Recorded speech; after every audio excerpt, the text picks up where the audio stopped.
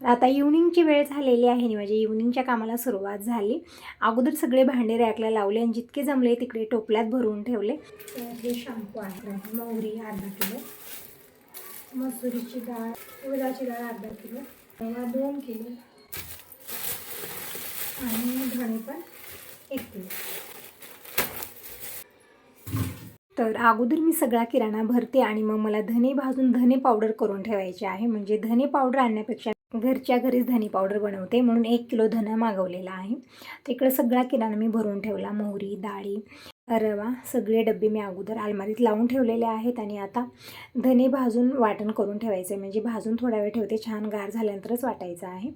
तोपर्यंत जी वरी डाळी ठेवले ते मी काढून घेते. म्हणजे मुगाची डाळ, उडदाची डाळ हे सगळं मी वरती मोठ्या डब्यात भरून ठेवलेलं आहे. ते पण डाळी मी काढून छोट्या डब्यात काढून इथंच किचनमध्ये ठेवलेलं आहे. तर झालेली डाळीधुळीचं काम किचन काउंटर वेळा स्वच्छ करून घेतलं आणि इकडे धनेही भाजून घेतले. धने छान गार करून घेतले आणि आता पावडर बनवून घेऊया आणि शेंगदाण्याची चटणी बनवायची, त्यासाठी शेंगदाणे भाजून घेत आहे.